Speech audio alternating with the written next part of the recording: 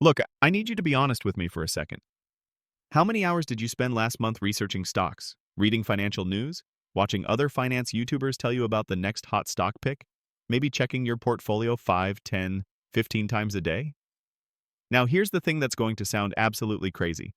You probably would have made more money doing literally nothing. Just nothing. Set it up once and forget about it. I know.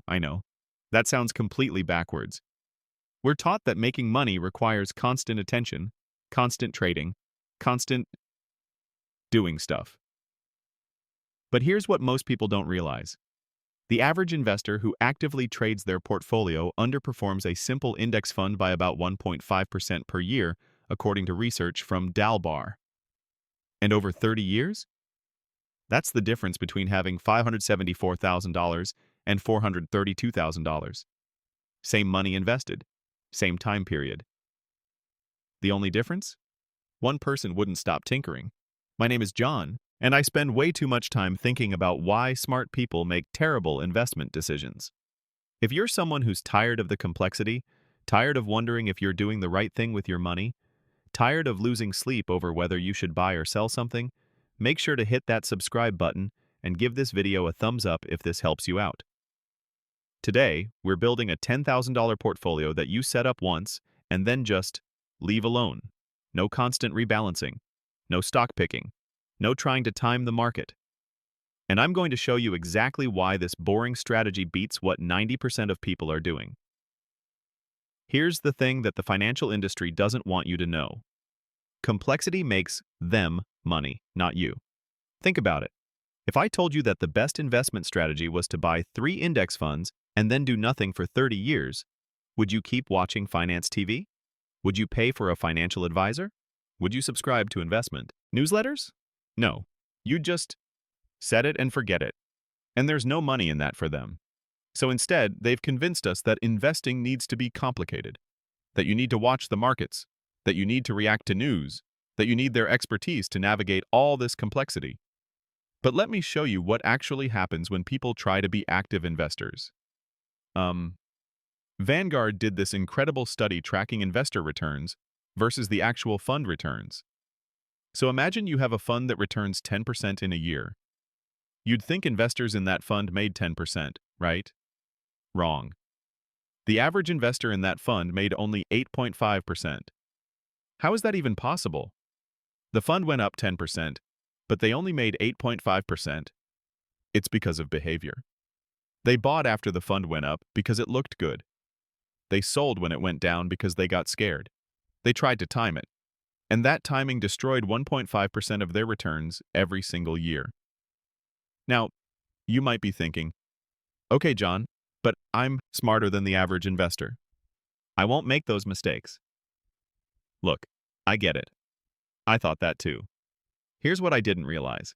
It's not about intelligence. It's about psychology. Even professional fund managers, people who literally do this for a living, underperform index funds about 85% of the time over 15-year periods according to S&P's SPIVA scorecard. These are people with teams of analysts, access to company CEOs, sophisticated models, and they still can't beat the market consistently. The problem isn't that you're not smart enough. The problem is that you're human, and humans are wired to make terrible investment decisions. We panic when things go down. We get greedy when things go up. We see patterns where there aren't any. We think we can predict the future when we absolutely cannot. The set and forget strategy isn't about being lazy. It's about recognizing this fundamental truth. The best investment strategy is the one that removes you from the equation as much as possible. All right, so here's exactly what we're going to do with $10,000. 3 funds. That's it. 70% of your money, that's $7,000, goes into a total stock market index fund. This is something like Vanguard's VTI or Fidelity's FZROX. This fund owns literally thousands of companies. When you buy one share, you're buying a tiny piece of Apple, Microsoft, tiny startups, medium-sized companies, everything. The entire US stock market in one fund. The expense ratio?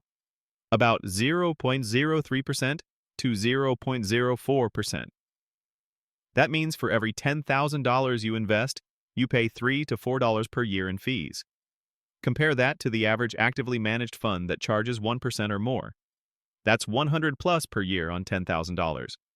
Over 30 years, those fees alone can cost you over $100,000 in lost compound growth.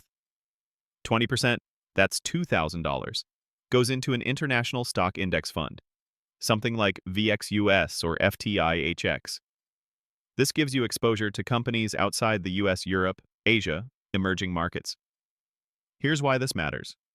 There have been entire decades where international stocks outperformed US stocks, the 2000s, for example.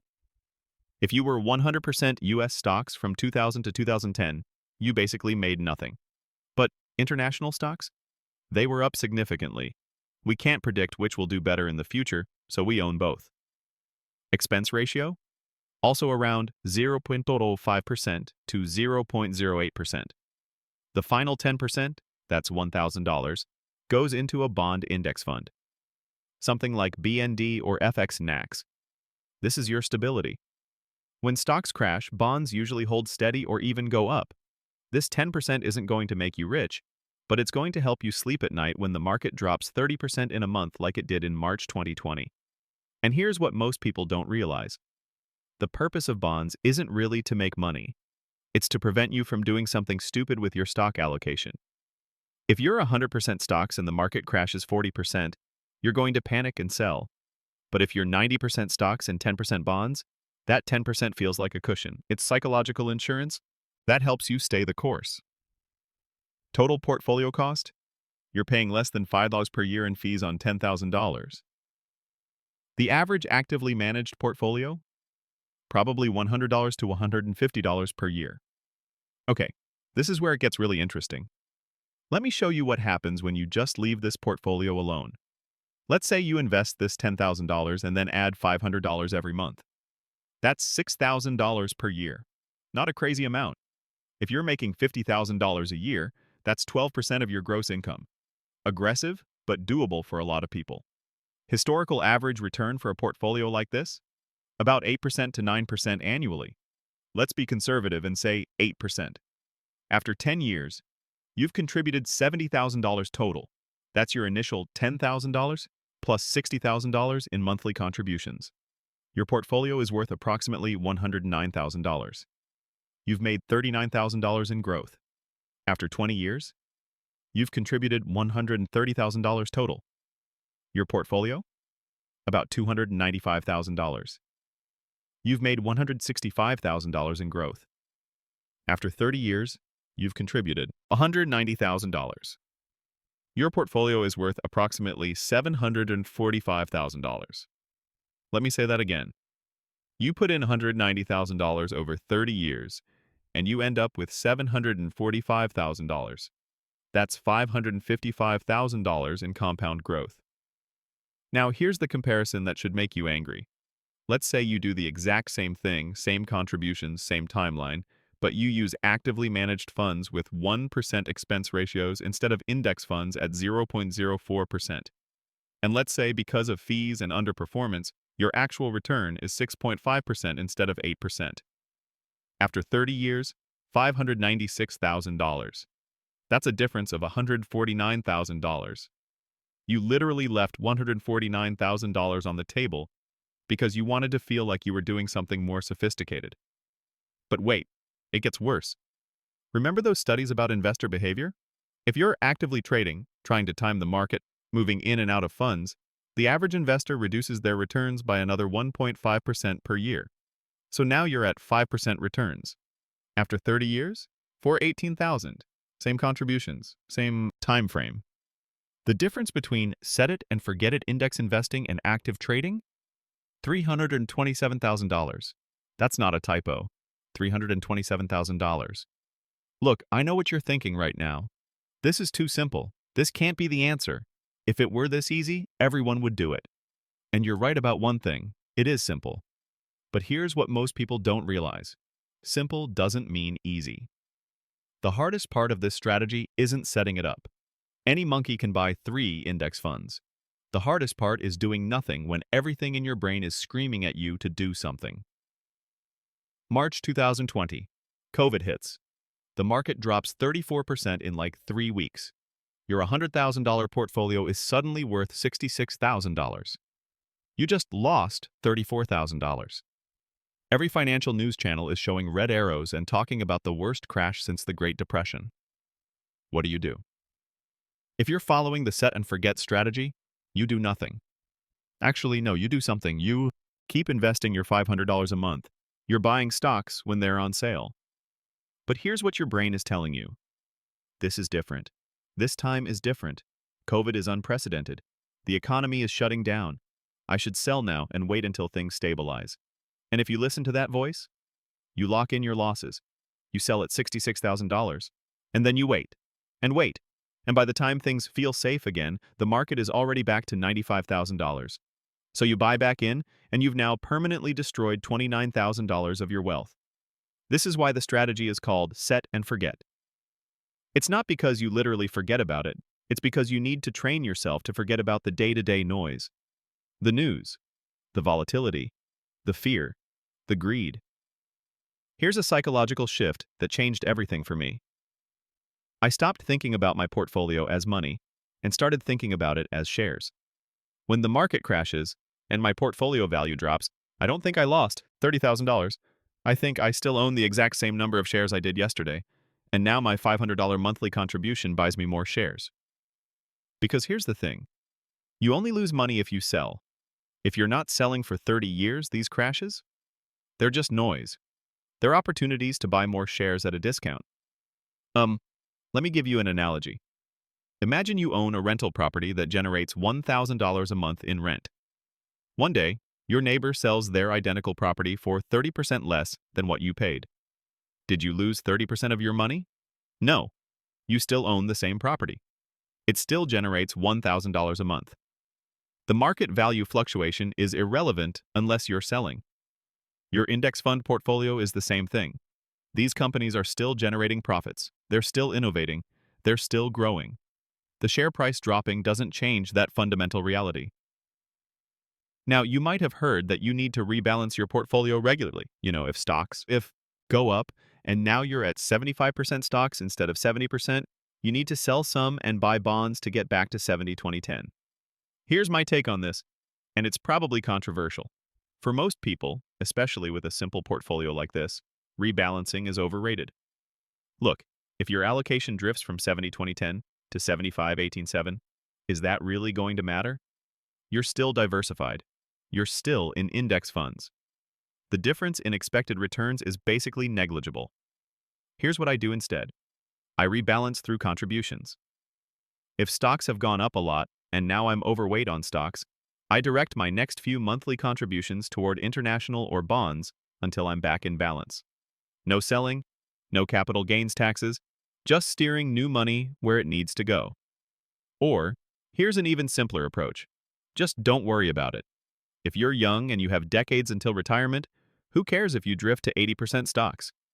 You should probably be aggressive anyway. The point is, don't let perfect be the enemy of good.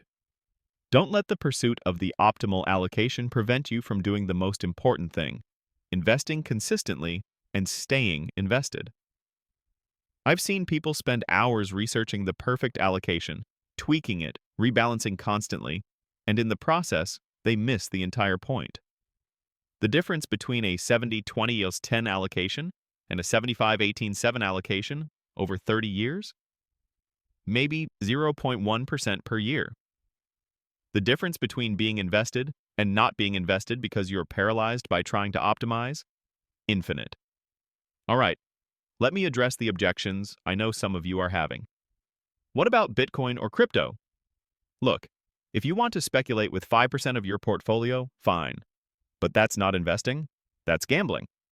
And it doesn't belong in your set and forget portfolio. This portfolio is about building wealth with as much certainty as possible. Crypto is the opposite of that. What about stock picking? If I just pick the right companies. Okay, here's a question. If professional investors with entire research teams can't beat the market 85% of the time, what makes you think you can? I'm not trying to be mean, I'm being realistic. You might get lucky once or twice, but over decades? The odds are massively against you. This seems too passive. Shouldn't I be more involved? This is the cognitive bias I was talking about earlier. We equate activity with productivity. But in investing, activity usually destroys value. The best investors in the world, Warren Buffett included, preach the same thing. Buy quality assets and do nothing. What if there's a crash right after I invest? Perfect. You're buying stocks on sale. Remember, you're not investing for next month. You're investing for 30 years. Every crash in history has eventually recovered and gone on to new highs. Every single one. What about inflation? Won't this lose value?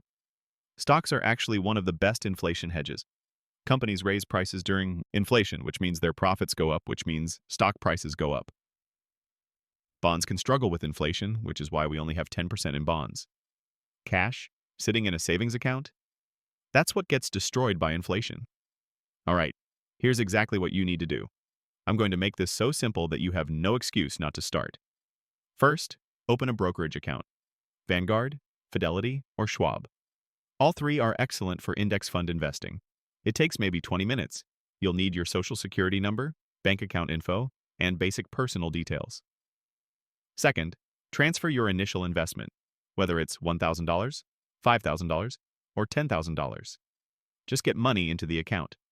Third, buy your three funds. 70%. Total stock market index like VTI, FZRX, or SWTSX. 20%. International stock index like VXUS, FTIHX, or SWIX. 10%.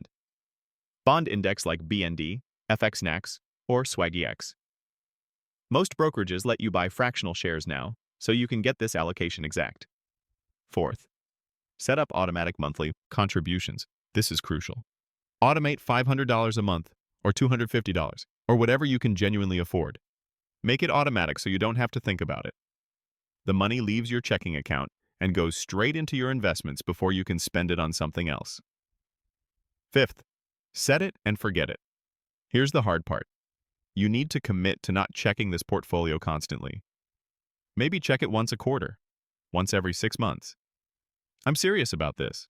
The more you check it, the more tempted you'll be to do something. And doing something is usually the worst thing you can do. Here's a suggestion. Delete the brokerage app from your phone. I know that sounds extreme, but you don't need minute-by-minute updates on your retirement account. You can still access it through a web browser if you need to, but removing that easy access removes the temptation to constantly check. Sixth, increase contributions as your income grows. Got a raise? Put half of it toward your monthly investment. Your lifestyle won't change much because you'll still have more money than before, but your future self will thank you. Look, here's the bottom line. The financial industry has convinced us that successful investing requires complexity, constant attention, and sophisticated strategies. And that's just not true. The most successful investors I know, the ones who've actually built significant wealth, they're not day traders. They're not constantly rebalancing. They're not watching CNBC. They set up a simple portfolio of low-cost index funds and then focused on what actually matters, earning more money, contributing consistently, and letting time work its magic. This strategy isn't sexy. It won't give you exciting stories to tell at parties. You won't feel like a Wall Street genius. But you know what you will be? Wealthy. In 30 years, when you're looking at a 7-figure portfolio, you're not going to care that it was boring. You're going to care that it worked. The people who are trying to beat the market, who are constantly trading, who are chasing the next hot stock, some of them will get lucky. Most of them will underperform this simple 3-fund portfolio, and they'll have wasted thousands of hours trying. You have a choice right now. You can either accept that boring, simple, and consistent beats exciting and complicated in investing, or you can spend the next decade learning that lesson the expensive way. The choice is yours. If this video helped you, hit that subscribe button. Drop a comment letting me know what you're investing in or what questions you still have. And most importantly, actually do this. Don't just watch this video and do nothing. Open that brokerage account today, not tomorrow. Today. Your future self is counting on you. I'll see you in the next one.